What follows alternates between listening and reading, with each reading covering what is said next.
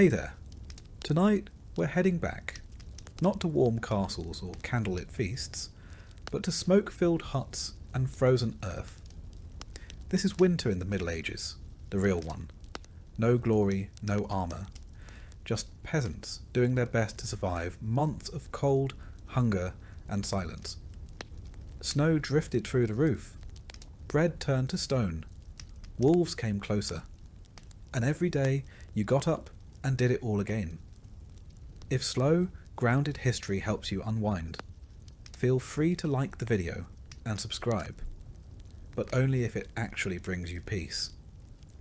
And let me know in the comments where you're listening from and what time it is for you. It's strangely comforting to know who else is out there. So, dim the lights. Maybe turn on a fan for that soft background hum. Wrap yourself in something warm. And let's begin in a season that didn't just test people, it tried to end them. You don't need a calendar to know when winter's coming. You feel it. In the bones first, they stiffen like yesterday's bread. Then in the sky, which goes from blue to a kind of reluctant grey. And finally in the animals, who start looking at you with quiet suspicion, as if they know something you don't. And they usually do. Autumn doesn't end. It retreats. Slowly. Leaves fall, sure. But it's not just that. It's the way the wind changes direction. It starts slipping through the gaps in the cottage, exploring the place like an uninvited guest, poking around, finding where the warmth lives and evicting it. The chickens grow quieter. The dog stops barking at the wind and begins listening to it instead. That's how you know it's nearly time. The sun, when it shows up at all, feels thin, as if it's forgotten how to be warm. And everyone walks just a bit faster, not because they're in a hurry, but because standing still hurts more now. There's no grand announcement, no snowstorm with a flourish. Winter arrives like debt, quietly and with a great deal of consequence. The first task, always, is denial. You pretend the cold is temporary, a chill, nothing more. You wear the same tunic you wore in October, but now with a cloak that's more whole than fabric. You tell yourself you'll mend it. You won't. Not because you're lazy, but because the needle's bent and the threads run out, and your fingers are too numb to hold either. We talk a lot about preparation, as if we were always ready. But let's be honest, most winters arrive when we're not quite finished with autumn. There's always a corner of the roof you meant to fix, or wood you meant to chop. Always something still left in the garden that didn't get dried or salted or stored in time. Still, you do what you can. You stuff straw between the gaps in the wall. You drape cloth over the doorway. You rearrange the beds so everyone sleeps a little closer to the hearth. Even Uncle Gawain, who smells like sheep and talks in his sleep about debts no one remembers. You don't light fires all day.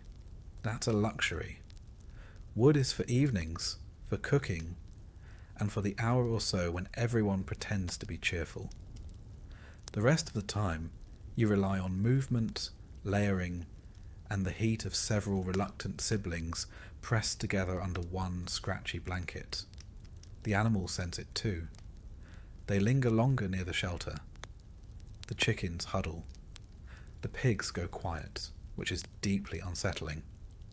The cows grow more irritable, which is to say, they remain exactly the same. Outside, the ground turns to iron. The paths that were muddy last week are now treacherous, half-frozen ruts that twist ankles and swallow boots. Water in the bucket develops a skin of ice. You break it each morning with a ladle, then curse softly as it numbs your hands. And the sky. The sky just hangs there, low, grey, expectant, like it's waiting for something. You squint at it as if you might read it, as if clouds carry messages. They don't, but they do mean you won't see the sun again for several weeks. In town, people walk faster. They speak in shorter sentences. Jokes dry up. No one's really in the mood. Even the church sermons get a little darker. The priest reminds you that cold weather is God's way of encouraging humility. You wonder if God might try a slightly warmer lesson plan. And then, finally, one morning, it happens. Snow. Not a blizzard, not yet. Just a dusting. Like flour spilled across the fields. But it changes everything. The thatch turns white. The trees stiffen. Your breath comes out in little clouds, and every step outside sounds like you're stepping on old parchment. And with that snow comes the realization you're locked in now. The earth has closed up shop for the season. No more digging, no more planting. Nothing will grow. What you've already stored is all you've got. And if you didn't store enough, well, you'll learn how thin stew can really get. You begin to count things differently. Not in days, but in bundles. How many bundles of firewood left? How many sacks of grain? How many turnips? How many eggs this week? Not many, as the hens stop laying when it's cold. They prefer to huddle near the fire, just like everyone else. You keep yourself busy, even if nothing feels productive. You mend clothes, you scrape pans, you stir ashes, hoping a warm coal is hiding underneath. If there's time, and there often is, you spin wool. It's not just for making cloth. It's for keeping your hands moving, your mind occupied. Too much quiet, and your thoughts start getting ideas. The animals aren't just company. They're cohabitants. The warmer ones are invited inside. Not all at once. There are boundaries after all, but enough to turn the house into a communal stew of smells, sounds, and shared body heat. You get used to waking up with a goat breathing on your neck. Well, maybe not used to, but you stop fighting it. Evenings are the worst. The sun disappears too early, and the darkness arrives like it's angry about something. Candles are expensive. Tallow lamps are smoky. You sit near the fire, if there's one going, and you listen. To stories. To wind. To the way the wood pops when it burns. Sometimes, someone gets it in their head to tell a ghost story. This always seems like a good idea, until you realise you have to walk across the freezing yard to use the privy afterward. You run. You try not to trip. You definitely don't look into the shadows. And yet, winter isn't all misery. There's a rhythm to it. A kind of bitter predictability. You know the chores. You know the limits. And there's a strange camaraderie in knowing everyone else is miserable too. You learn to find comfort in small victories. Warm feet for 5 minutes. A stew that tastes slightly less like despair. A day without wind cutting through the cracks in the wall. You celebrate quietly, because the moment you laugh too loud, someone will remind you we've only just begun. Historically, we peasants didn't fare too well in winters. The little ice age, starting around the 14th century, brought harsher, longer winters across Europe. Rivers froze. Crops failed. In some years, the Rhine froze solid for months, and markets were held right on the ice. Yes, people shopped on frozen rivers, until the ice decided otherwise. In particularly bad years, like 1315 to 1317, rain ruined crops for seasons. It wasn't just cold, it was famine. Up to 30 million people affected. And when there's no food, people get imaginative. Cannibalism was whispered about. Infanticide too. Not dinner table conversation, but then again, we didn't always have dinner. But that's the thing about winter. It's not just about enduring the cold. It's about enduring each other. A family of 6, 3 goats, 2 chickens, and a bucket of salted fish sharing 20 square feet of living space? That's a social experiment with no exit. You hear every cough, every complaint, every unfortunate digestive development. Privacy becomes a myth. Modesty goes out with the sunlight. You do your best not to argue, not out of patience, but because it stirs up the air and lets in more cold. And so you settle in. You shrink your world down to a few feet around the fire. You learn the weight of every blanket, the creak of every board, the rhythm of the weather. Days shorten, nights lengthen, and time starts to dissolve into a sort of frozen soup. You're not living, exactly. You're enduring. And eventually, you stop asking how long winter will last. You just wake up each day and survive that one. If you're lucky, the firewood holds out. If you're very lucky, the roof does too. Because in a medieval winter, the cold doesn't knock. It lets itself in.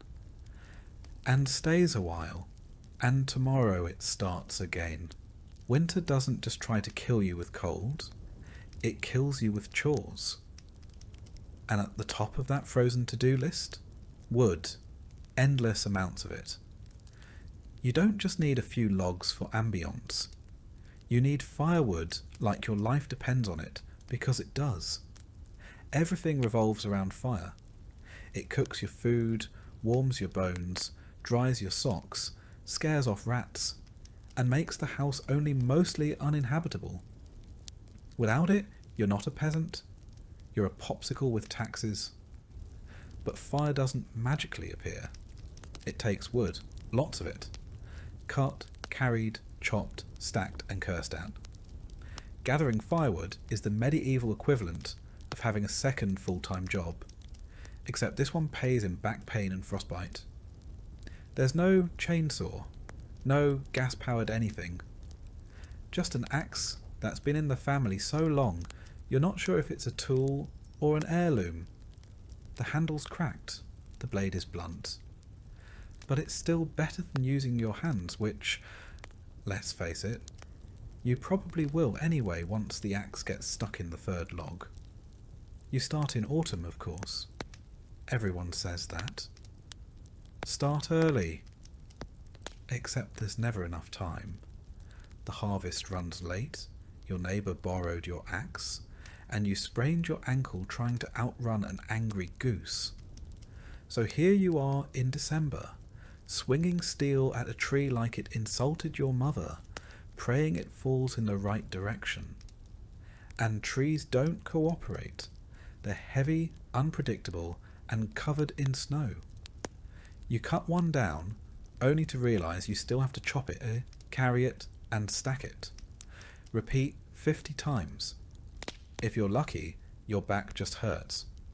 If you're not, the tree lands on you and you become a cautionary tale. Once the wood is chopped, it needs to dry. That takes months. So you burn it wet, which means it smokes, hisses, and barely burns at all. Congratulations. You've just turned your home into a tepid, smoky nightmare. Hope you weren't planning to breathe properly this winter. The rich, of course, have options. They hire people. They send servants into the woods while they sip wine in front of a roaring hearth. You are the servant, and your hearth is mostly a pile of wet twigs trying their best. Legally, you're not even allowed to gather wood in some places. Forests belong to lords. And if you're caught collecting kindling on noble land, the punishment ranges from fines to beatings to, occasionally, being made an example of. For picking up sticks. Yes, really. That's why many peasants turn to alternatives. things like peat, dried animal dung, or bundles of brush. These technically burn in the same way that technically soup counts as a meal. Peat gives off heat, but it also gives off a smell like wet ashes and regret. Dung burns surprisingly well, but let's not pretend anyone's happy about it. Still, you use what you have.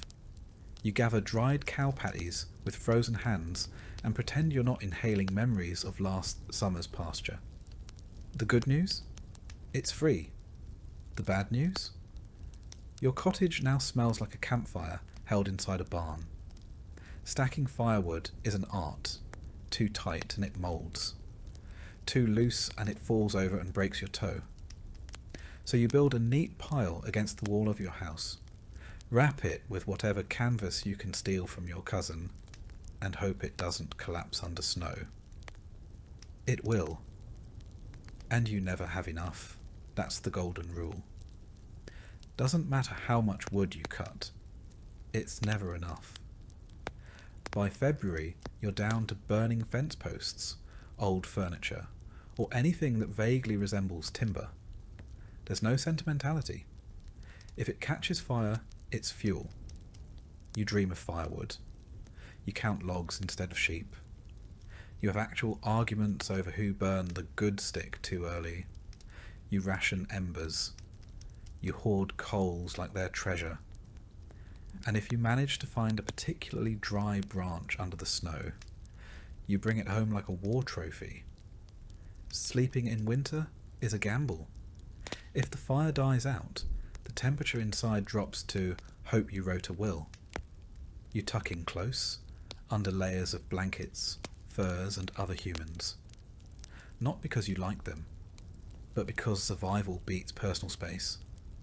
In some homes, livestock sleep inside too. Not out of kindness, out of necessity. Chickens provide eggs and ambient warmth. Pigs are radiators with hooves. Cows are basically space heaters that moo. It's not cosy. It's crowded, noisy, and smells like a petting zoo collapsed into a soup kitchen. But it's marginally better than freezing to death. Historically, peasants didn't just rely on personal effort. Communities often worked together to chop and haul wood. It was less about bonding and more about shared suffering. Everyone had blisters. Everyone was freezing. Everyone was equally miserable, which made it slightly easier to endure. In some regions, people used wood-saving tricks. Clay ovens were shared. Communal fires were maintained all day. You'd take turns baking bread in the village oven, all while pretending not to notice how warm Agnes's house always seemed to be. Suspiciously warm, in fact. Women and children gathered kindling, not because it was easier, but because that's just how the labour got divided. If you were small and had fingers, you were sent to the woods with a basket and told not to come back empty. What you returned with might have been twigs, might have been pine cones. Either way you contributed, and then there's chopping itself, a deeply medieval kind of misery. Your gloves, if you have them, are soaked through in minutes. Your fingers go numb, the axe slips, the wood splits wrong. Something hits your shin. You yell, not because it helps, but because that's all you've got left. By midwinter, the ground's too hard to chop into. Your hands have more splinters than skin, and you still haven't figured out where half your woodpile disappeared to. Spoiler, your neighbour borrowed it again, and yet you keep going, because fire is non-negotiable. It's warmth. It's food. It's the difference between making it to spring or becoming the reason your cottage smells even worse. When you sit by the fire at night, tired, sore, and lightly smoked, you feel something like peace. Not comfort, just the absence of immediate doom, which, in the Middle Ages, is as close as you're going to get. Of course, some winters are worse than others. You remember the bad ones by name. The winter of 43 when the roof collapsed, or the long freeze when the river turned to stone and everyone tried ice skating in wooden shoes. Some didn't make it. A few froze. A few just left and never came back. You stop asking questions after a while. The firewood dwindles. The wind whistles. You find yourself eyeing furniture a little differently. That stool you never liked suddenly looks flammable. Sentiment gives way to survival. If it burns, it's valuable. Eventually the fall comes. The snow retreats like a tired thief. The mud returns. Your boots vanish somewhere in it. But you made it. You survived another medieval winter without running out of wood, without freezing to death, and without strangling your cousin for stealing your best log. That's the victory. No medals, no parade, just frostbitten fingers, permanent smoke smell, and the deeply satisfying knowledge that you're not a popsicle. Not this year anyway. The next morning you do it all over again, because even as spring edges closer, the cold lingers. The chores never stop. And the fire, that fickle, flickering little god, always wants more.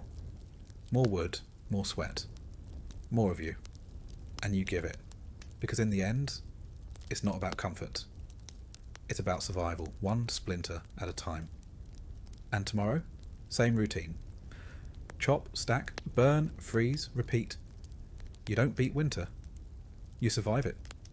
And if you're lucky, next year's axe won't break before your spirit does. Because in the end, winter doesn't care how tired you are. The logs won't chop themselves. The fire won't feed itself. And warmth, that rare, fleeting thing, has to be earned every single day. You don't need a calendar to know it's winter. Your stomach tells you first, loudly, repeatedly. It's not hunger in the modern sense. That gentle rumble that reminds you to check the fridge. It's deeper, angrier. The kind of emptiness that makes you stare at bark and wonder, could I stew that? Food in a medieval winter is like firewood, always running out, never easy to get, and guaranteed to cause arguments. You don't plan meals, you ration them, you stretch them. You look at 3 shriveled turnips and call it a feast. You start with what you've stored, grains mostly, barley, rye, oats, wheat if you're rich, or stealing from someone who is. You keep them in sacks, barrels, or anything that keeps out rats, which is nothing. The rats always find a way. They're like furry tax collectors with teeth. Most of your meals revolve around pottage, the medieval mystery stew. It's not so much a recipe as a lifelong experiment. You throw in whatever's edible and hope it doesn't kill you.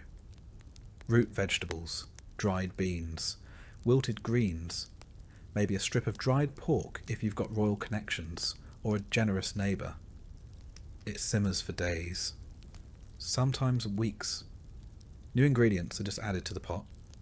Old ones never quite leave. It tastes like boiled earth, with a hint of onion and regret. You eat it anyway, every day, twice a day if you're lucky, not because you like it, but because it's there. And in winter, that's enough. Meat is rare. You don't have a freezer. You don't even have a cold cellar, just a slightly less awful corner of the cottage. If you did slaughter something in the fall, a pig, a goat, your neighbour's least favourite chicken, you salt it, smoke it, dry it, and then hide it from everyone in the house, especially the kids. Kids will eat anything, including raw bacon and the string you tied it with. Sometimes you fish. If the river isn't frozen, if the ice isn't too thick, and if you haven't already burned your fishing rod for kindling. Ice fishing is a thing, just not a fun thing. You chip away at a hole in the ice while your toes slowly lose sensation. Then you sit, wait, and contemplate how life became a series of increasingly stupid decisions. If you're near the sea, you might dry some herring or smoke eel. It's nutritious. It's long-lasting. And it tastes exactly how it sounds. If you're not near water, you rely on whatever your neighbours didn't guard well enough. Bread is essential, but it's also a gamble. Made from whatever flour you've got. Rye, barley, sometimes lentils, and often padded out with filler. Sawdust, yes. Grounder corns, maybe. Bark, on a bad year. Bread isn't soft and fluffy. It's a blunt object. Something between food and medieval defence weapon. And sometimes the bread fights back. In damp storage, rye can grow a fungus called ergot, a delightful little microbe that causes hallucinations, convulsions, and occasionally death. You don't know this. All you know is that the bread makes you see colours, scream at clouds, and possibly become a religious visionary, or a witch, depending on who's watching. Dairy helps. If you have animals that haven't frozen, wandered off, or been eaten. Milk spoils quickly, so you turn it into butter or cheese. The cheese is hard, salty, and vaguely threatening. Butter's a luxury. You keep it wrapped in cloth, hidden under your bed like it's gold. Because in winter, it basically is. Eggs? Not likely. Chickens slow down in the cold. They're too busy trying not to die. You might get 1 a week, maybe 2 if you speak nicely to the hens and threaten the rooster. That egg goes in the pottage, or you stare at it long enough to get full from imagination. Fresh fruits and vegetables? That's adorable. No apples, no greens. Maybe a dried plum from last August, if it didn't rot or become home to a worm. Most vitamin C comes from sour cabbage or fermented turnip, lovingly described as crunchy disappointment in vinegar. It keeps scurvy away, but also friends. Preservation is everything. You salt, smoke, pickle, and dry anything that once moved, grew, or was near something that did. You make jams from berries, if you managed to find them, and didn't eat them all in a sugar-starved frenzy last summer. You hang herbs from the ceiling, until they drop into the soup one by one like leafy confetti. Nothing is wasted. Bones are boiled twice. The fat is saved. Even the ashes from the fire end up in soap or used to scrub pots. If someone throws away food, you question their sanity. Or you marry them, because clearly they're wealthy enough to waste things. And then there's hunger itself.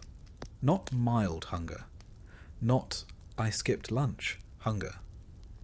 But the kind that makes you feel your stomach rubbing against your spine. The kind that makes you chew slowly, not for flavour, but to make it last. Hunger's a full-time presence in winter. It sits with you, watches you cook, comments on your portions, judges your neighbour's squirrel stew, and says, actually, that looks all right. There's a rhythm to it. You wake up hungry. You go to bed still hungry. You learn to live with the gnawing feeling, like a mouse chewing inside your belly. Eventually, you stop noticing, until you smell stew from a neighbour's hut and immediately consider selling a sibling. Even the better off peasants don't eat well. They just eat slightly more of the same bland, mealy disappointment. Occasionally, someone manages a real treat. Honeycomb, fresh apple slices, a slice of salted beef the size of a coin. It's a celebration, not for the flavour, but for the reminder that life isn't always awful. And then come the lean years, the bad harvests, the crop failures. You remember the winter of 1316, or at least the stories. Heavy rains drowned the fields, rot set in, grain yields collapsed, livestock starved, entire villages went hungry. They call it the Great Famine, not for dramatic flair, but because it really was that bad. Some people ate roots, some ate moss. Some, well, let's just say medieval cookbooks don't list stewed shoe leather for nothing. Monks kept records, bless them. They wrote about entire families vanishing, about parents choosing which child got the last crust, about people found dead in snowdrifts, clutching turnips like treasure. It's not folklore. It's the forgotten footnotes of history. And when you do find food, the fire's gone out. So you eat cold stew by candlelight, huddled under a fir that still smells like the animal it came from. And you're grateful, because at least it's food. At least you get to chew something that isn't your own lip. Meals are short, the hunger is long. You scrape your bowl clean, not out of manners, but because you need every crumb. You lick your fingers, you scrape the pot, you consider eating the pot, then remember it's your only one. Your body changes, you move slower, you lose weight, you don't call it dieting, you call it still alive, and yet you keep going. Because hunger is a fact, not a crisis. You don't expect to feel full, you just hope not to feel worse. That's winter. Not a battle, but a negotiation between you, your pantry, and the number of meals until April. There's no holiday feast unless you're lucky or well connected. Maybe you save a sausage for Christmas. Maybe a neighbour shares a pie made with mystery meat and courage.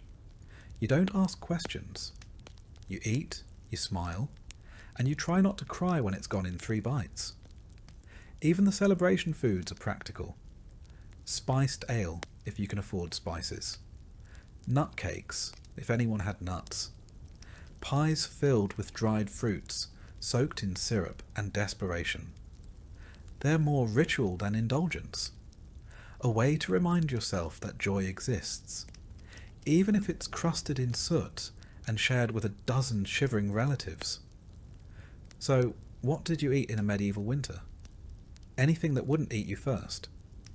Anything you could preserve, hide or boil until it stopped arguing. You didn't dine, you survived. Because in the end, hunger wears a wool coat.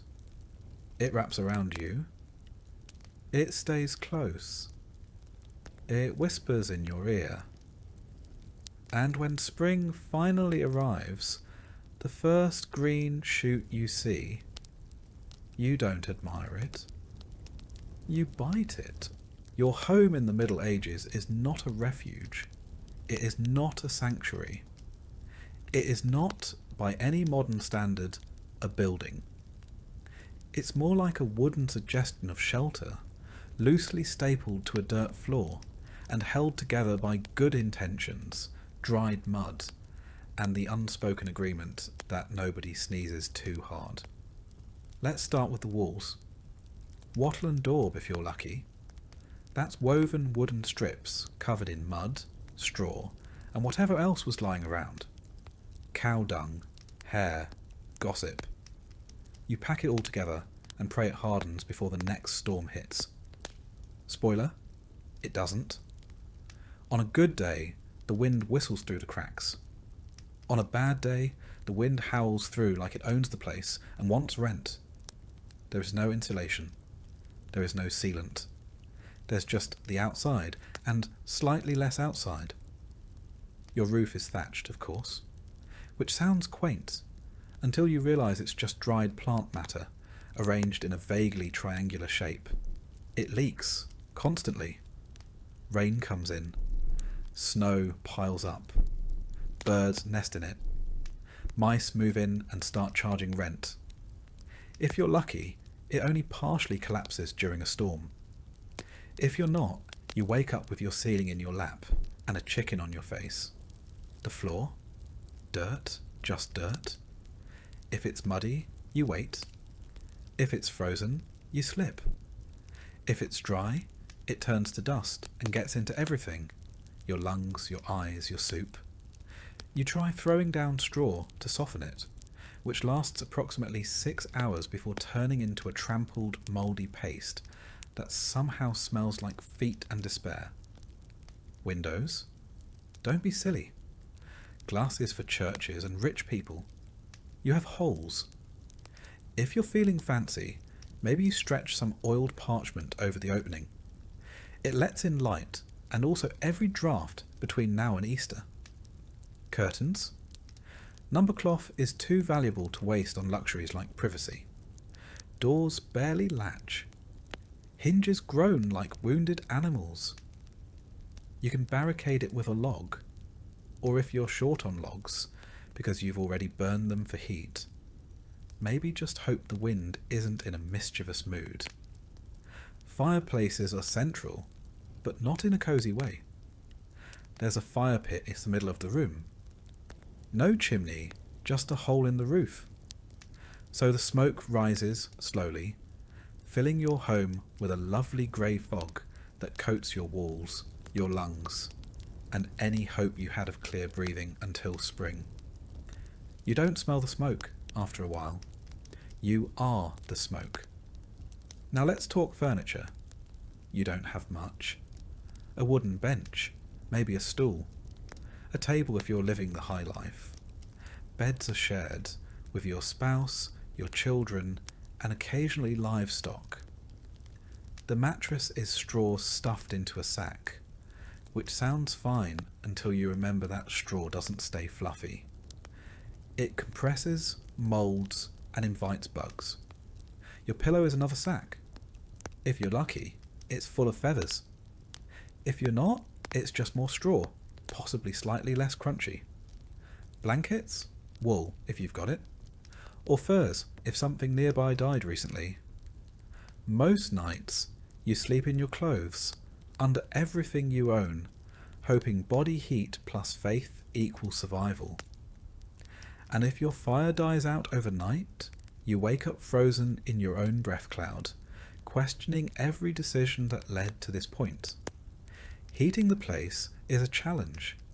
You keep the fire going, sure, but heat rises, smoke rises, and unfortunately, you're sleeping on the floor, which means your toes freeze while your rafters get a lovely sauna experience. Stones around the hearth help. They absorb heat and release it slowly, but only if you have enough fuel to make them warm in the first place. You seal up cracks with moss, cloth, or mud. It doesn't work. The wind finds a way. It always finds a way. There are days when you swear the air inside is colder than the air outside. And you do something about it, but your fingers are too numb to untie your cloak. Lighting's another delight. You've got tallow candles, which drip, sputter, and reek of beef fat. Or rushlights. Reeds dipped in animal grease, which burn like someone tried to weaponize a salad. The smoke from these mingles with the hearth smoke, until the whole room is a low-hanging haze of medieval asthma triggers. And let's not forget the noise. Thin walls mean you hear everything. The wind, the livestock, your neighbour sneezing, your own stomach growling back at you, like it's filing a complaint. Privacy? A myth? Solitude? Only if you walk into the forest and don't come back. Of course, it's not just people living here. Your cottage shares space with animals. Chickens nest in corners. A goat sleeps under the table. If you've got a cow, she lives in the lean-to attached to the wall, unless it's too cold, in which case she joins you in the main room. There is no such thing as indoor and outdoor. There is only not dead from the cold. This makes the house warmer. Slightly. It also makes it louder, messier, and smell like a barn that recently lost a bet. You sweep the floors, but the dirt just rearranges itself. The straw bedding smells like old milk. And if a chicken decides to lay an egg next to your head in the middle of the night, you say thank you and try to fall back asleep before it poops on your blanket. Your roof also houses guests, birds, rats, insects. The thatch is thick enough for nesting, which means, come spring, you'll hear the pitter-patter of tiny feet above you at all hours. Sometimes they fall in. It's normal. You scream. The rat screams. And then you both pretend it never happened. Maintenance? Constant. Door cracks. Rafters bend. Doors sag. The wind tears the roof. You fix what you can with what you have, and which is string, hope, and a very dull knife. You can't afford nails. You wedge things into place. You hammer wood together using a rock and a prayer. And if it's raining and the roof's leaking, you don't grab a bucket. You grab all the buckets. You position them around the house like you're trying to win a very sad game of splash chess. You learn which spots drip first. You name them. You curse them. You learn to sleep around them. It's not all doom. There are warm moments. The fire catches well. Someone shares a fur. A draft stops for no reason. You convince yourself it's your craftsmanship. You huddle close with your family and pretend the smell is comforting. It's not. But it is familiar. Still you endure it. Because this isn't just a pile of timber and bad smells. It's home. It's where you were born, where your children were born, and where someone probably died last week. You patch it. You sweep it. You whisper to it in winter, like it's a sick relative. Just hold on a little longer. You don't compare it to a castle. You compare it to not freezing to death. And by that measure, it's doing fine. Some wealthier peasants whitewash the walls. Not for luxury, for lice. The lime kills bugs. A fresh coat every year keeps the walls bright and the infestations mostly cosmetic. You think about doing it. You even collect the lime. But then the firewood runs out again. You hang herbs to make the air smell nicer. They dry out, crumble, fall into your soup. You eat them anyway. The taste is weird, but you tell yourself it's seasoning. It's not. And every so often you dream of a second room, of a wooden floor, of a roof that doesn't make you flinch every time a breeze picks up. You don't expect it. You just let the thought sit with you while you stitch another patch into the wall and listen to the rain come through the ceiling. Because in the end, your house isn't warm or dry or peaceful, but it's still standing. And in a medieval winter, that's about as close to luxury as you're ever going to get. It's dawn, or close enough. There's a faint light outside that might be the sun, or just the moon giving up. Either way, it's time to get up. Not because you're rested, you're not. Not because you're excited, you're definitely not.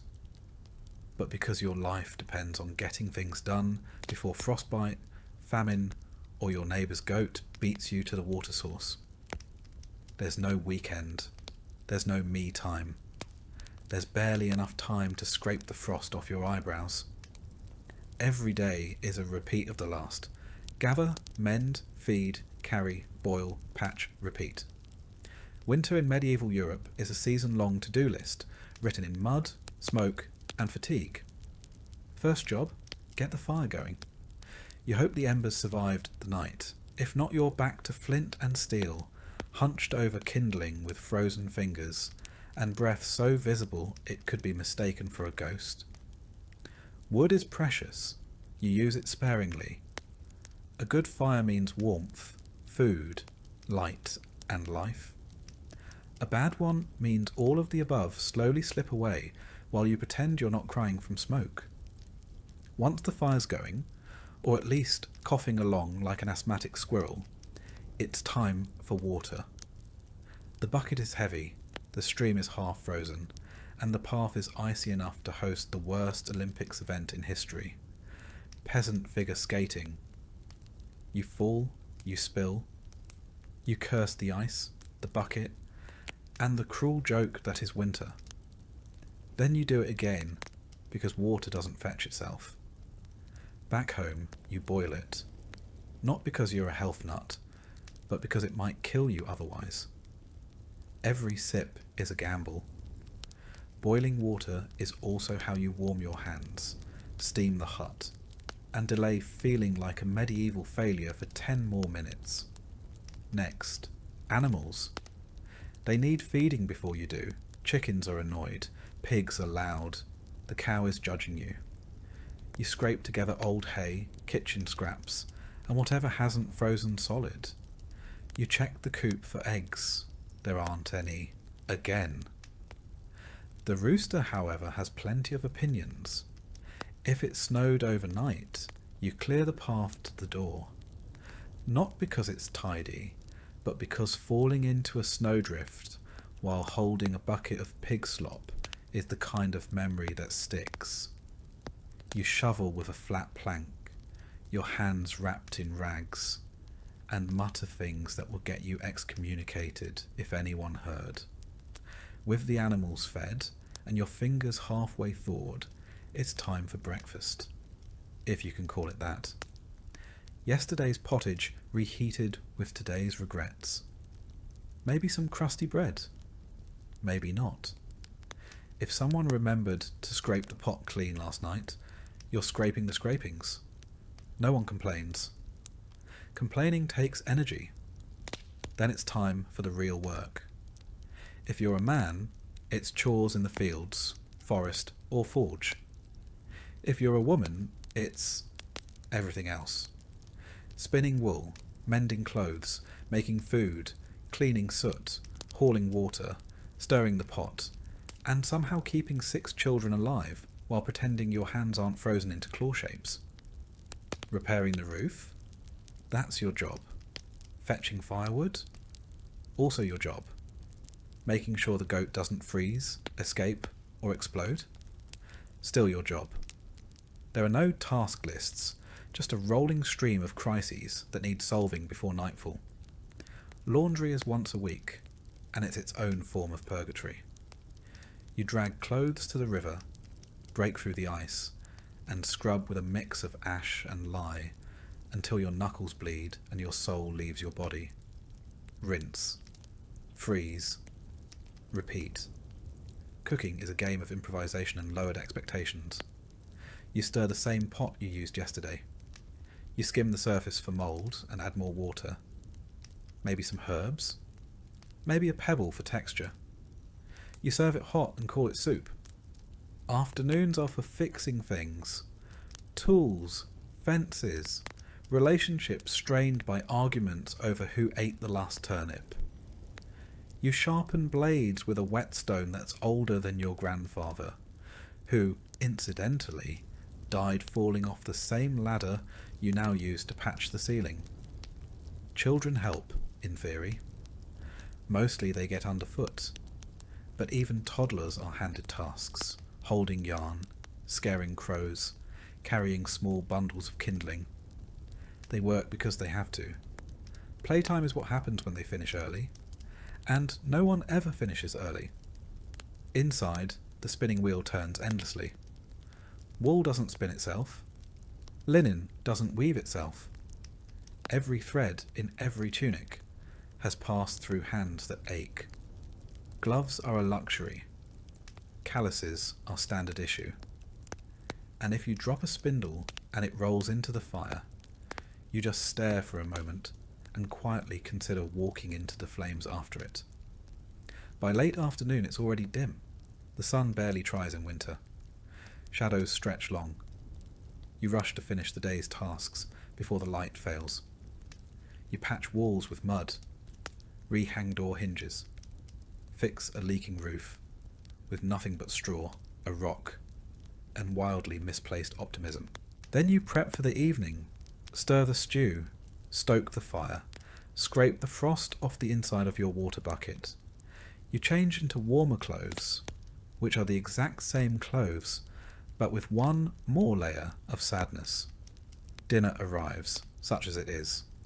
A bit of stew, some bread, a communal mug of weak ale, or water that's been boiled 3 times just to make it less deadly. You sit near the hearth. Not too close, sparks, not too far, frostbite. You eat fast. The warmth fades quickly. Afterward there's no winding down. You're still spinning thread, mending socks, patching cloaks, scraping soot. Children sleep near the fire in a tangle of limbs and snoring. Adults stay up, not for leisure, but because the fire needs tending and tomorrow's firewood needs hauling. If you're lucky, there's a song. Someone sings softly while spinning or shelling peas. It's not joyful, but it is comfort. A reminder that life still exists outside the labour. Just barely. Night falls early. You lay down in the same clothes, under the same damp blanket, on the same straw mattress. You listen to the wind rattle the shutters. You hear the goat fart in its sleep. You hope the roof holds. You hope tomorrow is warmer, or at least not worse. You fall asleep mid-thought. Not because you're calm, but because exhaustion is the only lullaby you can afford. Of course, this is just one day. Tomorrow you do it all again. Every chore repeats. Every moment aches. There's no such thing as catching up, only falling behind more slowly. Holidays are rare and misleading. A day off might mean attending church in the cold, standing for hours while a priest reminds you that suffering is good for the soul. Then you return home and catch up on the chores you couldn't do because of all that spiritual enrichment. The rhythm of winter life is monotony with stakes. You don't do chores to feel productive. You do them because not doing them means someone doesn't eat, doesn't warm up, doesn't make it through February. The margin for error is microscopic. A torn cloak, a lost hat, a broken tool, all potential disasters. Every task, no matter how small, hums with quiet urgency. And still, you keep going, because you must. Because no one else is going to haul that water, mend that wall, feed that goat, or boil that grey, slightly suspicious stew. This is your life. This is your winter. And the chore never ends. Sometimes you wonder what it would be like to rest. Truly rest. To sit, to breathe, to not have a list in your head that stretches from dawn to dusk. But rest is a luxury. Movement is survival. So you shift the logs, fold the wool, quiet the baby. Nod to your spouse across the hearth. Another day done. Another set just like it to come. The work doesn't stop, but neither do you. Even in sleep, your body aches with memory. The blisters, the burns, the bruises. They don't heal. They just become part of you. Like the smoke in your clothes. Like the frost on the windowsill. Like the life you never chose, but live anyway. You don't choose to get sick in the Middle Ages. You just wake up one morning and realise your nose won't stop running. Your throat feels like you gargled pine cones. And someone seems to be inflating your joints from the inside. Congratulations. You're now fighting off something that doesn't have a name, a cure, or even polite bedside manner. You're not sure if it's a cold, the flu, or medieval tuberculosis. But it's yours now. Getting sick in the winter is almost a rite of passage. The hut is damp. The air is cold. The fire went out during the night, and you've been breathing in smoke, goat dander, and spores from the wall moss since October. No one knows what germs are yet, but your body does. And it's currently throwing a tantrum about it. Everyone coughs. Everyone sneezes. No one covers their mouth, because nobody has tissues, And personal hygiene is just a rumour. The children are all sick. The old people are sick. The livestock might be sick. You? You're holding on, barely, by drinking boiled nettle tea and hoping the smell alone doesn't finish you off. The remedies? Oh, you're going to love them. There's bleeding, of course. That's the go-to for everything from headaches to heartbreak. Someone shows up with a dull knife or a friendly neighbourhood leech and decides the solution to your fever is less blood. Does it work? Absolutely not. Does it make you lightheaded enough to forget your symptoms for a while? Yes, actually. Then there's the herbal tea route, mixtures of whatever dried weeds the village healer found before the snow came. Yarrow, wormwood, nettle, maybe a handful of unidentified moss, and a generous pinch of superstition. You boil it in a cracked clay pot, strain it through your sleeve, and sip it slowly while trying to ignore the fact that it tastes like bitter mud and betrayal. Of course, you might also be advised to fast, because clearly what a body fighting off infection needs is less food. Bread is already hard to come by. Pottage has turned to grey sludge. Fasting for spiritual purification is just code for rationing when the pantry looks like a haunted pantry.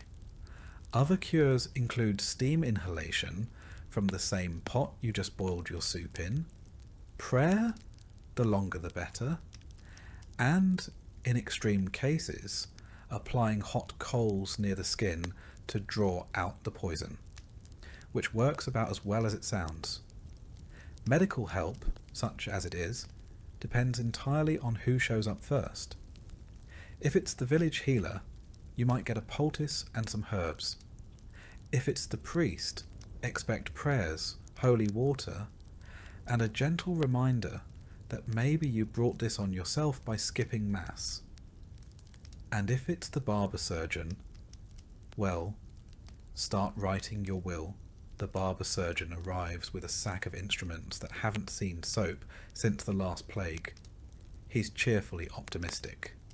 You, less so. He looks at your swollen leg and mutters something about humours, then pulls out a saw and a tankard of ale. Anaesthetic? Don't be silly. You'll bite on a stick and scream into the void like everyone else. Sometimes they'll prescribe purging, either up or down, depending on which end is more offended by your condition. Laxatives made from boiled bark or dried beetles, emetics brewed from wine and sadness. You're not just sick anymore. You're violently sick, aggressively sick, the kind of sick that leaves you questioning your commitment to staying alive. Still, some people do recover. You lie in your straw bed for days, sweating through wool, alternating between shivering and hallucinating. The fire is low. The hut is dark. The air smells like damp wool and whatever herbal nightmare you drank earlier. And somehow you pull through. But not everyone is so lucky. Illness spreads fast in a small sealed box filled with smoke, livestock, and zero ventilation. You cough. Your child coughs. Your neighbour coughs through the wall. Within a few days, half the village is sniffling, wheezing, or laid out flat under mouldy blankets, being fed onion water and last rites in equal measure. No one knows what's causing it, so naturally people guess. Maybe it's bad air. Maybe it's a curse. Maybe old Maud gave someone a funny look in church last week, and now the whole street's coughing blood. Superstition mixes with desperation until you're hanging herbs over doorways, burning dried sage, and sleeping with iron under the bed to ward off evil spirits. It doesn't work, but at least it smells nicer than the goat. The worst part is you can't stop working. You're sick, but the firewood still needs chopping. The cow still needs milking. Your kids still expect dinner. even if it's just a steaming bowl of hope and nettles. Rest is a luxury reserved for corpses. So you stagger out of bed, wrap yourself in every piece of wool you own, and shuffle through the snow like a disgruntled ghost. And all the while, the risk looms that this won't just be a cold, that it's the start of something darker. Typhoid, pneumonia, the kind of thing that doesn't announce itself, just takes you quietly in the night. That's the real fear, not the pain, but the silence that follows. If the sickness gets worse, the signs are clear. The fever spikes. Your breath rattles. You stop getting out of bed. Someone lays a cloth over your forehead and pretends it's helping. The priest is summoned. Not the healer, not the barber. Just the man in robes who says it's time to prepare your soul. Confession comes quickly. You mumble out every sin you can remember, even ones you probably didn't commit, just to cover your bases. The priest nods solemnly and sprinkles you with holy water that smells faintly of mildew and desperation. He says words in Latin. You don't understand them, but they sound final. Your family gathers. No one says it, but they're preparing. The pot of herbs simmers quietly. Bread is saved. A blanket is tucked in a little tighter. There's a moment, just one, where you lock eyes with your spouse and realise neither of you is sure which of you will survive this winter. But sometimes, mercifully, the fever breaks. One morning, you wake up and the fire is still burning. Your breath doesn't catch. Your fingers can move. The room still smells like death warmed over, but at least it's warm. You've made it, barely, and now comes the long road back to functional. Recovery, however, is not glamorous. Your legs are weak. Your back aches. You haven't eaten solid food in days, and even if you had some, your stomach's not convinced it wants it. You get up too fast and nearly faint into the fire. Your first trip outside feels like crossing a frozen tundra on legs made of disappointment. No one throws a celebration. You just pick up where you left off. There's kindling to split, cloaks to mend, and a suspiciously bloated pig to investigate. If your voice still cracks from the infection, too bad. If you lost a few pounds, well, silver lining, less strain on your shoes. And just because you survived this one doesn't mean you're done. Illness never really leaves. It waits. In the corner, in the wind, in the shared mug, or the unwashed cloth. You live in a world where health is a passing visitor, not a resident. Still, you carry on, because there's no other option. You cough less. You breathe a little easier. You no longer see strange shapes in the corner of the room. The colour returns to your face, along with the weight of everything that still needs doing. Because in the Middle Ages, illness comes free. But survival, that's extra. You don't brag about surviving. You don't even talk about it. You just wake up the next day, pull on your patched tunic, and start hauling water again. Because in this world, staying alive is the only proof you ever get that you were strong enough. And even that, in a winter like this, feels like a small kind of miracle. Truly, authority in medieval Europe wasn't a suggestion. It was a fact of life, like mud, cold, and that one neighbour who always smells like pickled turnips. And in the dead of winter, when hunger thinned patience and tempers ran short, obedience wasn't just expected, it was enforced. You don't talk back. You don't complain. You don't ask why unless you enjoy the taste of public punishment and splinters. From the lord of the manor to the local priest, everyone above you in the hierarchy expects immediate compliance. and they've got a belt, a staff, or a scripture ready to remind you. Start with the Manor Lord. He owns the land. Technically, you don't even rent it. You just live there, like a tolerated parasite. You farm his fields, pay your dues, and bow when he rides past, even if your back's already broken. If he says jump, you ask how high, then jump anyway just in case he meant it metaphorically. Refuse? That's cute. Let's see how funny that is when he finds you, takes your grain, or throws you in the stocks during a snowstorm. The stocks, by the way, are winter's least cosy seating arrangement. Wooden planks clamp your arms and neck, while your neighbours get to walk by and admire your poor life choices. It's cold. It's humiliating. And if someone's feeling festive, they might throw something. Turnips if they're nice, rocks if they're not. You don't protest. That might get you a second round. But lords weren't your only problem. The church was just as powerful, and arguably more terrifying. God might forgive, but the local priest? Not so much. He watches everything. Who misses Mass? Who works on holy days? Who might be secretly coveting someone else's goat? And he keeps a record, not just for spiritual purposes, but for leverage. One misplaced comment and suddenly you're accused of blasphemy, or witchcraft, or worse, forgetting to tithe. Speaking of tithes, they're not optional. You give 1/10 of everything you produce, even if that means you don't have enough left for yourself. Grain, eggs, chickens, your dignity. The church takes its share. And if you fall short, you don't get a reminder notice. You get a sermon delivered in front of everyone, complete with meaningful stares and eternal consequences. The preacher's power isn't in muscle, it's in memory.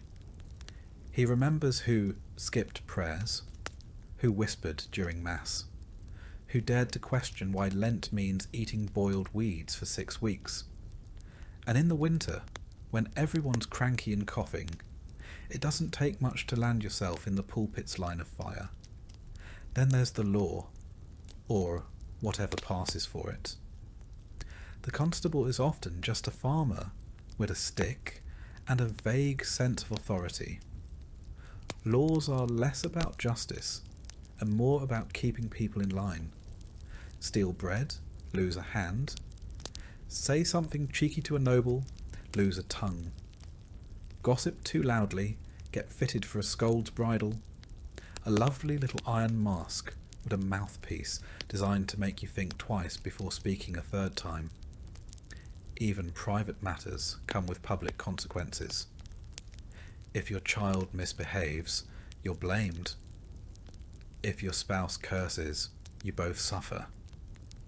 Discipline is a community affair. The whipping post doesn't care whose idea it was, just that someone gets hit. And don't get too clever. Intelligence, in this world, is suspicious. Reading is for priests. Curiosity is for troublemakers. If you ask too many questions, someone might accuse you of sorcery, which comes with a complimentary drowning or bonfire. If you're a woman, the rules are even stricter. You obey your father, then your husband, then your son, in that order. You speak softly, work constantly, and never give anyone a reason to point at you and whisper witch, because once that word is in the air, it doesn't matter what you've done. Healing someone? Witch. Knowing how herbs work? Witch. Talking back? Witch with extra kindling. And let's not forget your fellow villagers. They're not just bystanders. They're part of the system. That neighbour who smiled at you during market might report you for working on a saint's feast day. That cousin who borrows your firewood might also casually mention you muttered something unholy in your sleep. Surveillance isn't digital. It's human. And deeply nosy. It's a culture of control. Everyone watches everyone else, and nobody is safe. The cold only sharpens the paranoia. Long nights breed longer grudges. One small slight, a stolen tool, a bad trade, a missing hen, can escalate into accusations, punishment, and public shame. And there's no appeal process. The closest thing to justice is hoping your lord is in a good mood, and your priest didn't stub his toe on the altar steps that morning. Even jokes are dangerous. Say the wrong thing in the wrong tone near the wrong person, and suddenly your sense of humour is considered evidence of sedition. Laughter is fine, if it's at the Lord's joke, at the priest's sermon, or at someone currently in the stocks. Anything else is suspicious. Winter makes everything worse. People are hungrier, colder, and meaner. Punishments hit harder when your skin's already chapped and your spirit's already cracked. A slap in summer is an inconvenience. In winter, it's a deep sting that doesn't fade for days. And with no ointments, you're left to treat your bruises with snow and silence. There's no village meeting to discuss grievances. There's just top-down orders and bottom-up obedience. And if you push back, if you speak your mind, advocate for fairness, or question why Father Thomas gets extra rations every Friday, well, you're courting a punishment that might outlive your usefulness to the village. Even animals get better treatment if they're productive. A healthy ox is more valuable than an injured peasant. A goat that gives milk gets fed before you do. Your worth is measured in output and obedience, not opinion. Stay in your place. Stay quiet. Stay useful. That's the unspoken motto, and winter only underlines it in frost. And yet, people adapt. They learn to bow without bending too far. They master the art of polite silence. They say yes with their mouth and not today with their eyes. Obedience becomes a skill, part survival tactic, part social performance. Children learn early. They're taught not just how to work, but how to act, how to speak to the Lord, how to avoid the priest's gaze, how to sit still at Mass and not giggle when old Margaret snores during the homily. You don't teach them to dream big. You teach them to stay small, unnoticed, and intact. Even religion, the supposed comfort in a world this hard, is used as a leash. You're reminded weekly, sometimes daily, that obedience brings salvation. That questioning is the road to hell. That God is watching. And also, coincidentally, so is Father Thomas, who seems a little too invested in whether or not you kneel deeply enough during prayer. At night, the village is quiet. Not peaceful, just quiet. The kind of quiet that sits heavy. You listen to the fire crackle, the wind moan, and the occasional footsteps of someone trudging home from the tavern. You lie still, wrapped in wool and fear, and think about how obedience kept you alive today. Not happy, not free, but alive. Tomorrow you'll wake up and obey again. Not because you believe in the system, but because survival depends on it. The price of winter is submission, and everyone pays whether they mean to or not. You don't question the cold. You don't question the rules. You just pull on your boots, bow your head, and keep moving. Because in the medieval winter, questioning authority isn't rebellious. It's suicidal. Even your thoughts aren't entirely your own. You shape them carefully, keep them quiet, tuck them away behind your eyes. Because in a world built on obedience, even thinking freely feels like a dangerous luxury. So you obey, you endure, and you wait for spring. Because in winter, even rebellion freezes. And you've got enough to survive without adding heresy to the list. So you lower your eyes, seal your lips, and carry on, like everyone else. You're not alone out here. And that's not meant in the comforting sense.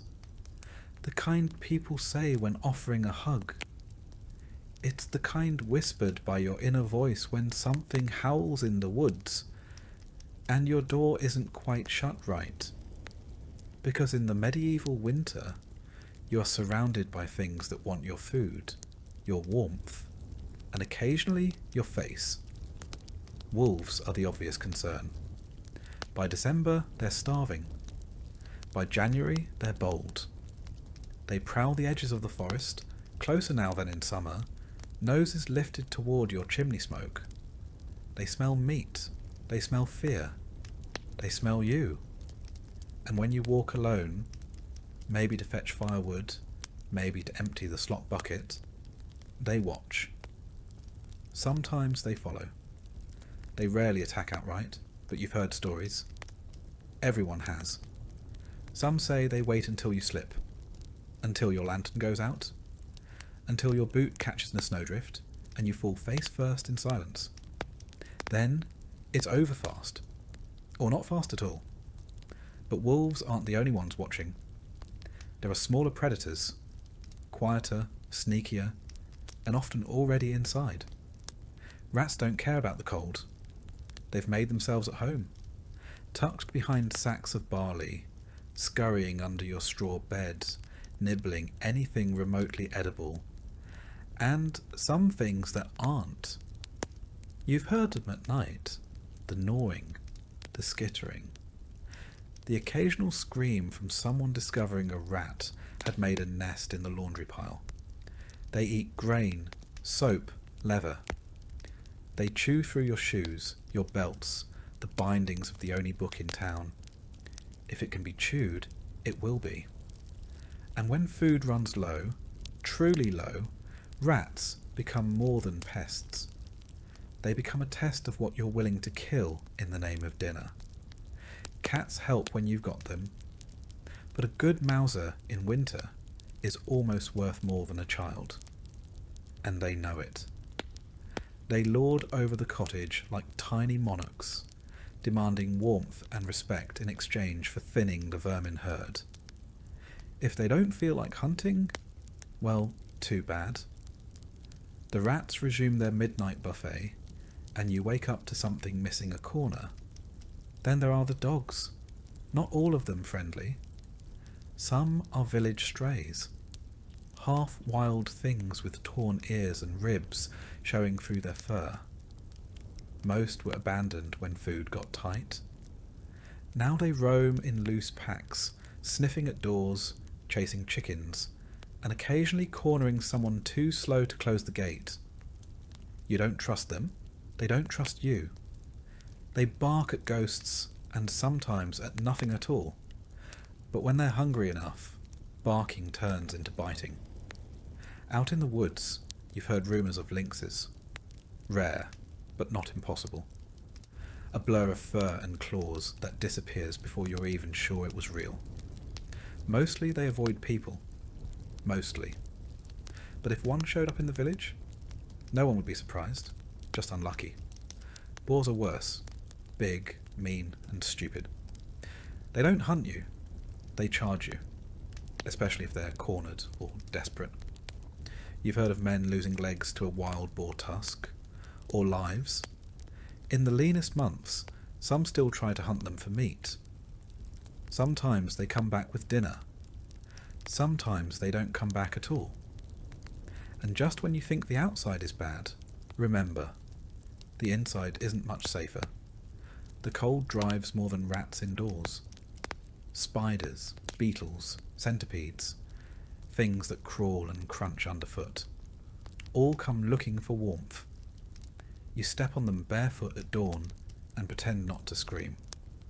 You sweep them into the hearth and watch them sizzle, then go back to stirring your soup like nothing happened. If you're storing food for winter, dried meat, apples, cheese, or salted fish, you guard it like treasure. Not because you're greedy, because you're in competition with everything else that breathes. The mice are relentless. The mould creeps faster than your fingers can scrape. And the family dog, if you have one, has taken to staring at the larder door like it's made of dreams. Some families hang food from the rafters to keep it safe, which works, until something climbs the wall and steals it anyway. You've found half-eaten sausages on the floor, tiny bite marks in your bread, and worse, droppings in the flour bin. You wipe them out, close the lid, and pretend it's still usable. Because waste is luxury, and you can't afford either. Even birds get strange in the cold. Crows seem to follow you, perching on rooftops, watching from fence posts, silent and waiting. You tell yourself it's superstition, but then you see 3 of them on the same beam above your front door, and wonder if they know something you don't. Winter sharpens everything. Sound carries further. Footsteps in snow echo louder. When you hear something outside, snapping branches, low growls, even the rhythmic crunch of approaching boots, your heart doesn't race. It locks up. Because sometimes it isn't an animal. Sometimes it's a person who's just as hungry as a wolf, and twice as desperate. Bandits don't take the season off. They're colder, hungrier, and more reckless. If they think your family has food, they might try the door, or break it down, which is why you sleep lightly with a blade near the bed, dull, rusted, but sharp enough to give you a fighting chance. You pray you never have to use it. And so, every noise becomes a question. Every gust of wind, every creak in the roof, every bump against the wall. Is it just the cold settling in? Or something trying to get in? You start to learn the language of winter. The way snow falls when something has moved through it. The silence that means something's watching. You listen differently. You think differently. You begin to count your food in days, not weight. You tuck your hands under your arms whenever you're not working, not because it's warm, but because frostbite doesn't ask permission. And you never, ever let your guard down. Because predators don't knock. They don't announce themselves. They just arrive, teeth bared, claws out, cold as the season itself. The church might preach that God watches over you, even in winter. But God doesn't patrol your chicken coop. He doesn't chase rats out of the cellar. And he doesn't leave tracks in the snow just beyond your door. So you check the locks.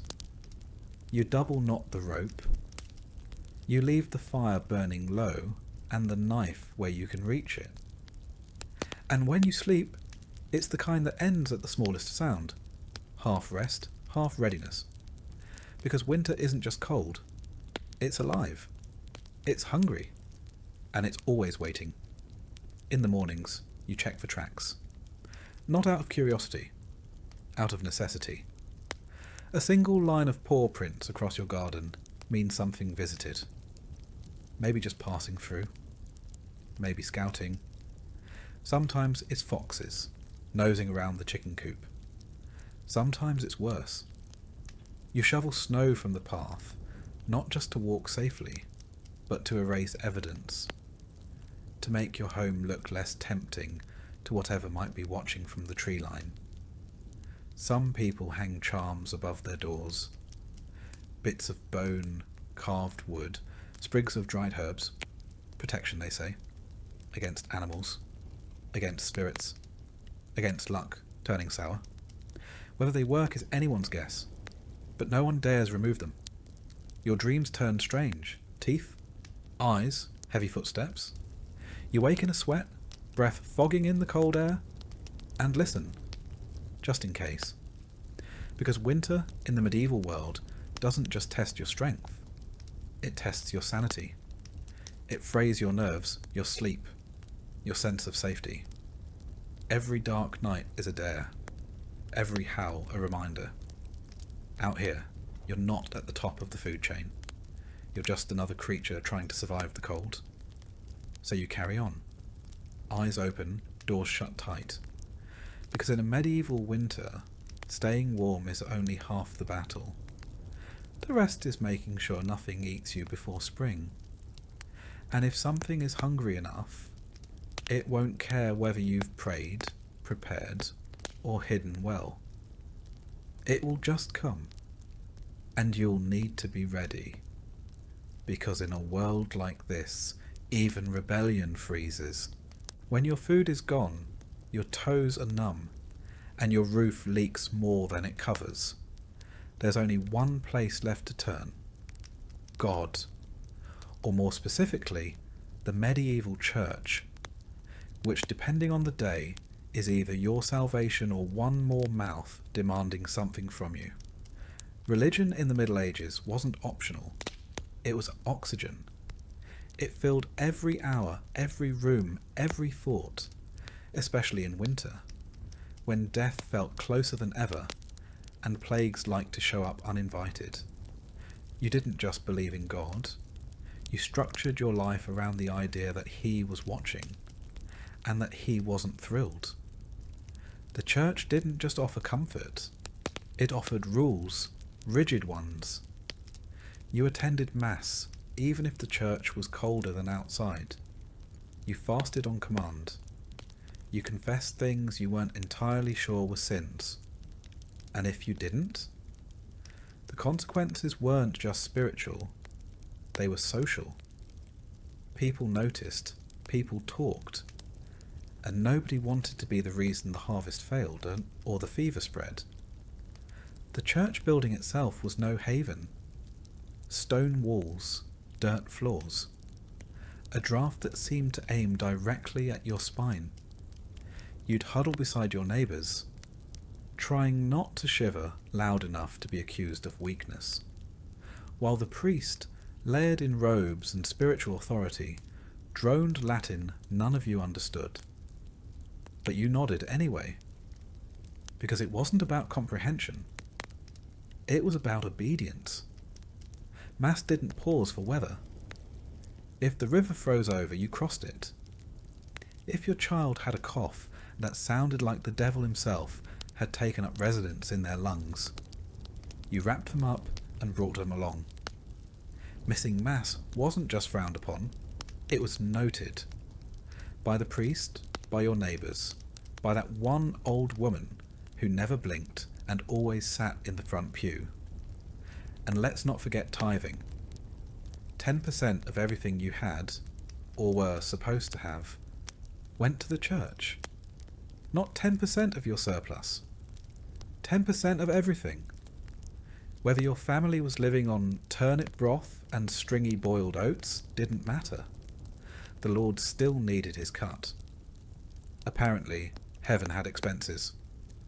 During winter, religion wasn't just ritual. It was survival theatre. People prayed for everything: warmth, food, health, the strength not to strangle their in-laws after 3 months of being snowed in. Every problem had a saint. Sick cow? Saint Eligius. Frozen fingers? Saint Polycarp, probably. Lost your axe in the river? Saint Anthony. Lost your mind trying to survive January? Saint Dymphna, patron saint of those just barely holding it together. And then there were relics, bones, teeth, splinters of alleged crosses, handkerchiefs that once touched someone holy. These were housed in glass cases, silver boxes, or whatever could be fashioned out of melted down spoons. People would trudge through snow and slush for miles just to glimpse one, kiss it, and whisper a prayer. Not because they fully understood the theology, but because they were out of options. Miracles, at least in theory, were always possible. You could be healed, your baby could recover, your pig might stop foaming at the mouth, and if none of that happened, Well, perhaps it was your fault for not believing hard enough. Or for that unconfessed sin you were pretending didn't count because it happened in the dark. Confession was its own sort of winter ritual. You'd kneel in a wooden booth, knees frozen, voice low, whispering your sins to a man who already suspected what you were going to say. The priest didn't flinch. He'd heard worse. Always had. Adultery, theft, envy. That time you accidentally ate bacon on a fast day. You said your piece, got your penance, and left the booth feeling briefly lighter, until the guilt crept back in 5 minutes later. And then came fasting. Advent, Lent, Saint days, no meat, no eggs, sometimes no dairy, in the middle of winter. When you already hadn't tasted meat in a month, and your last egg froze solid before you could crack it. You'd huddle over your sad little stew, made from whatever hadn't moulded yet, and call it holy sacrifice. But you didn't dare question it. The church was everywhere. It owned land. It controlled calendars. It collected dues. And it told you explicitly that everything you endured in this life would be worth it if you followed the rules. And if you didn't, eternal fire. Not metaphorical fire. Actual burning, shrieking, forever fire. That's what waited for you if you slipped up. The weather itself was a sermon. A sudden storm. God's warning. A stretch of mild days. God's mercy. A frozen crop. Someone sinned. Who? Unclear. But someone. This turned villages into moral pressure cookers. Neighbours watched neighbours. The widow who muttered too loudly during Mass. The man who skipped Vespers. The child who asked too many questions. Any of them could be the reason the goats froze. The line between spiritual and social punishment blurred quickly. Gossip spread like frost across a field. You'd hear whispers, "She doesn't kneel properly," or "I saw him work on the Sabbath." The next thing you knew, you were at the centre of a prayer circle, or an accusation. And while you were freezing your extremities off, trying to be a good person, the priest lived just a little warmer. Not wealthy by noble standards, but definitely better off than you. He had wine. Actual wine. A private chamber. Possibly a feather pillow. And he reminded you often that your suffering was part of God's plan, which was convenient for him. Less so for you, but you still listened. Because what else was there? Hope, no matter how dim, was the product the church traded best.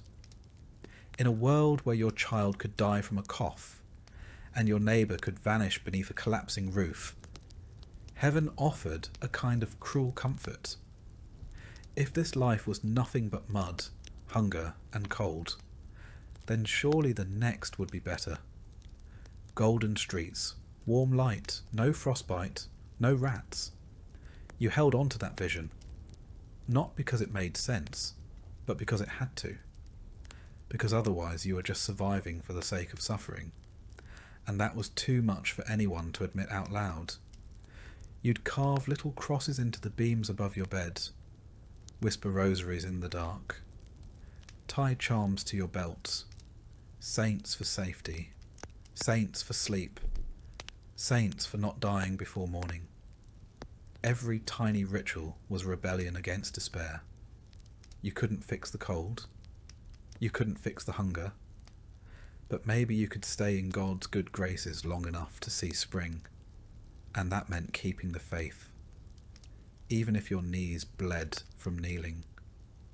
Even if your prayers went unanswered. Even if, deep down, you weren't sure anyone was listening.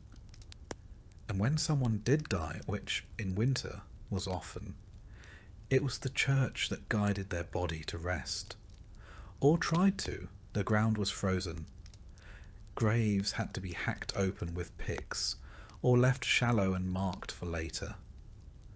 The priest would mutter Latin over a frost-covered shroud, incense freezing mid-swing, as the living buried the dead with red fingers and numb faces. Sometimes the body couldn't even be moved. A makeshift service might be held in a barn, or right there in the house, as family members huddled beside the wrapped form, praying it wouldn't attract wolves before morning. But the church had answers for that too. Death was a passage, a test.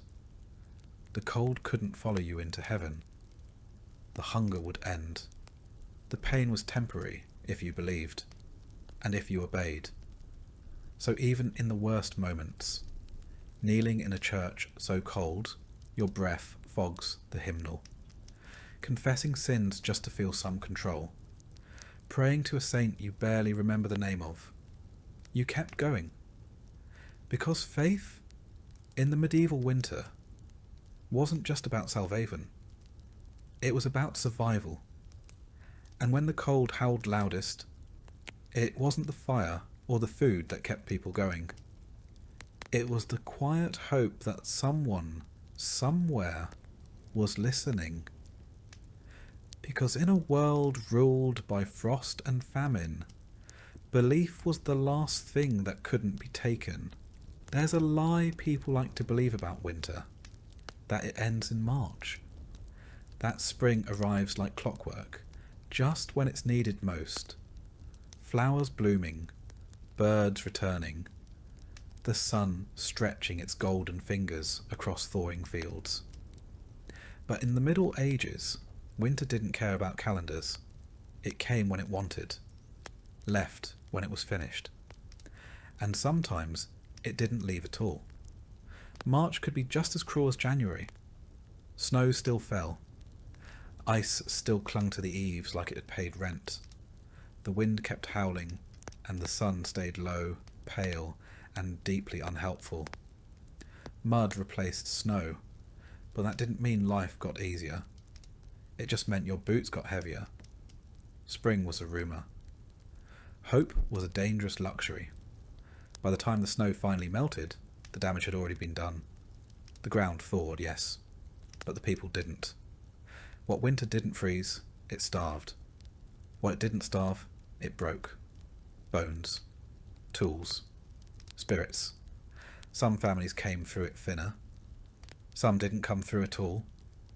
You'd walk into town in April and find doors still shut, chimneys still cold. No smoke, no footprints, just silence and that particular kind of stillness that means someone didn't make it. Maybe it was the old man whose cough never got better. Maybe it was the woman who gave her bread to her children until there wasn't enough left for herself.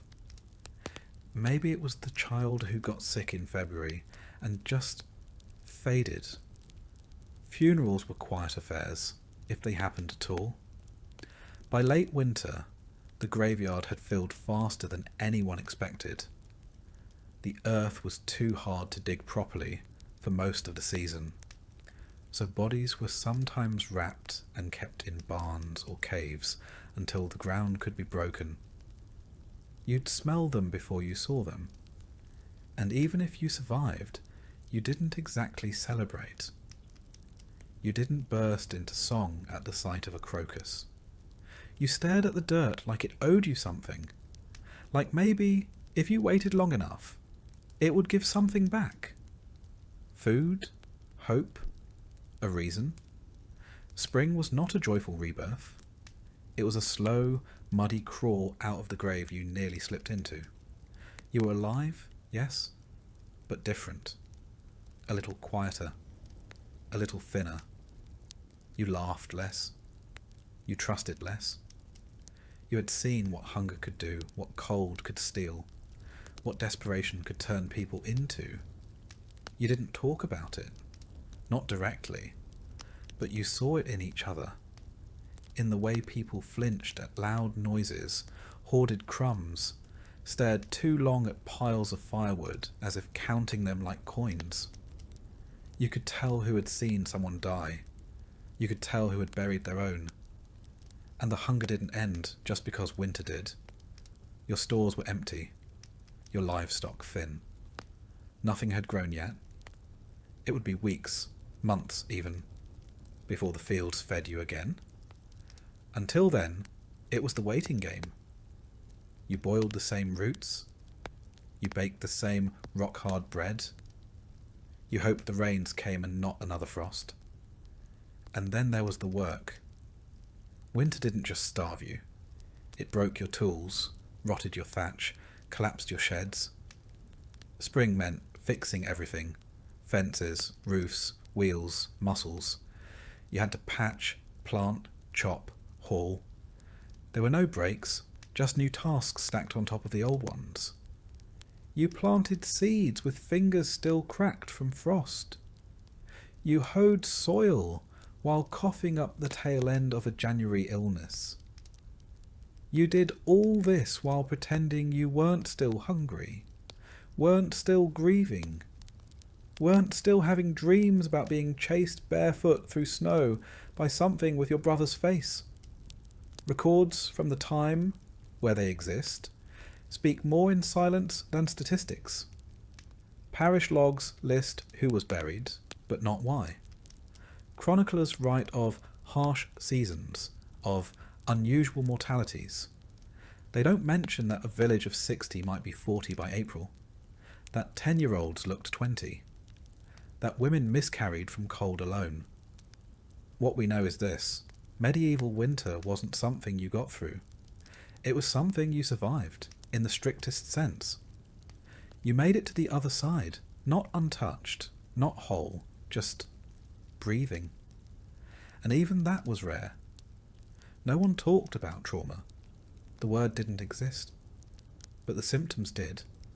In every hollow stare, every child who flinched at the wind, every man who woke up shouting in the middle of the night. You were expected to move on, to rebuild, to be grateful. But some people didn't move on. Some stopped talking. Some drank more. Some prayed more. Some just faded. They worked the fields without speaking, ate without tasting, looked through their families like strangers. These were the survivors too. The church offered language for some of it: divine testing, trials, purification through suffering. But even that started to feel thin when your baby didn't wake up, or your mother was buried with the thaw. God's will only goes so far before it starts sounding like a shrug. But still, you kept going, because there wasn't another option. You fed the chickens. You mended the door. You taught your surviving child how to tell if the flour had gone sour. Life resumed, not because it got better, but because no one told it to stop. And eventually, one day in late May, something green would appear. Not much, just a sprout. A weed, probably. But still. It was enough to stop and look at. Enough to feel, briefly, like the world might soften again. Spring didn't erase anything. It just buried it under fresh chores and thinner shadows. The losses stayed. The silence remained. You remembered every name that didn't make it. And when the thaw revealed things lost in snow, a boot, a rusted knife, a child's doll, you picked them up gently and didn't say a word. You'd hear laughter again eventually. Quiet, careful laughter. Around a new fire, beside a pot of something marginally more edible. It wouldn't last long, but it was something. A child might chase a chicken through the yard. Someone might play a tune on a battered flute. The smell of wet earth and budding grass replaced the stink of mildew and death. Not joy, not yet, but motion. And that was the best you could ask for. You didn't expect happiness, just less pain. You learned to plant early, to store better, to brace harder. But you also knew, deep in your bones, that next winter could be worse. It was always just a matter of when. And so you lived, with scars, with stories, with a cautious kind of hope. You didn't talk about the worst of it, because what was the point? Everyone had their own version. Everyone had frozen fingers, buried kin, or nights they weren't sure they'd wake from. You walked past the churchyard and didn't look too long. You saw the new growth and felt the old grief. And when someone asked how your winter was, you just nodded, said, "We made it." Because that was all anyone ever said. The truth was longer, messier, colder.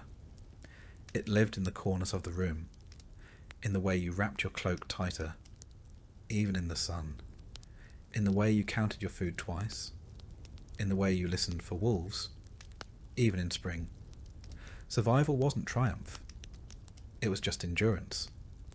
But in the Middle Ages, that was enough. So you wiped your hands, fed the fire, planted the next seed, and waited for the cold to come again.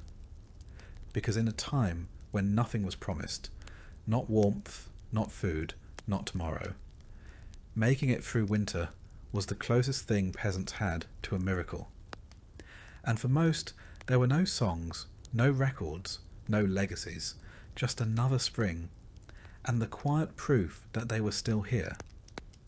Because survival didn't make you a hero, it just meant you were still standing when the snow finally gave up. And that, in the medieval winter, was the only victory that mattered. One more breath, one more season. Endure.